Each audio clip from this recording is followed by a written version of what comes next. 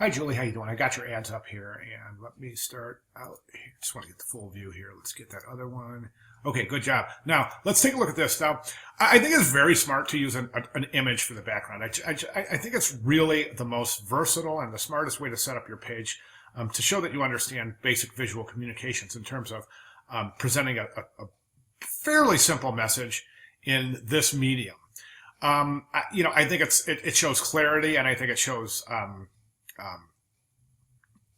I think it shows good organization. So good choice there. Now the image itself, well, let's talk technically first. Okay, the image could use further adjustment. It's very dark through here, almost losing detail. I'm not talking about really bringing it out, but especially in these little girls in their arms and legs, there's just no detail. It's almost pure tone. So there's really no tonal variations providing any kind of detail. Okay, so think about that. Same thing with the hair areas, the back of the neck. Some of those areas that are lying within the shadows of the image itself are really losing detail. So I would suggest that you adjust those. I think a simple Photoshop adjustment levels layer would be fine.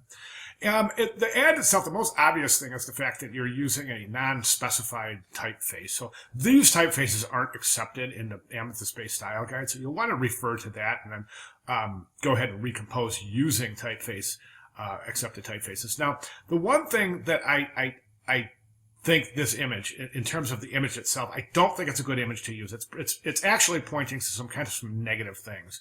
One of the things I think that is that you're talking about family fun, show a family.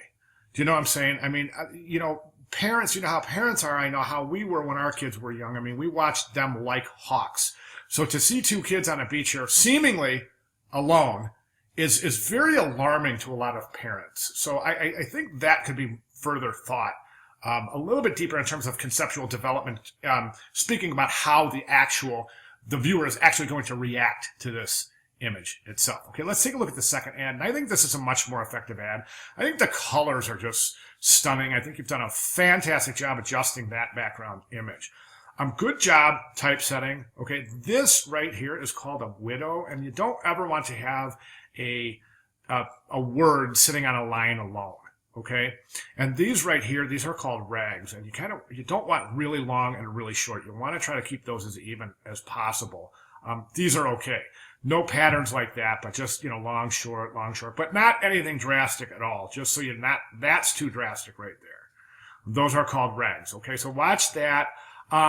Again, the typeface is an unspecified typeface for your headline and your subhead. It looks like you're using Arial for the body copy, so that's good.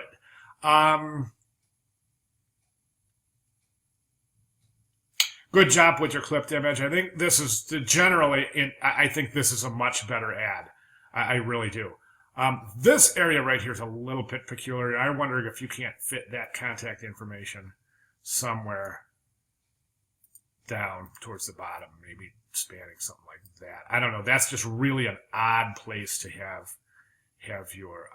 The other option is to move these up and place it underneath.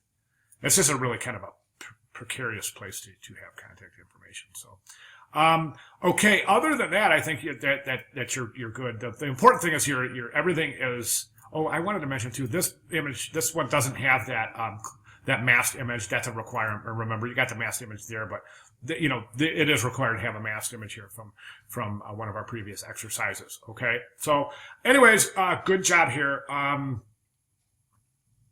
If you want to make those adjustments, that's great. And if you have any questions at all, please, if anything I said doesn't make sense or if you need any further clarification, please feel free to let me know, and I'll be certain to do that. Okay, thanks very much. Good job.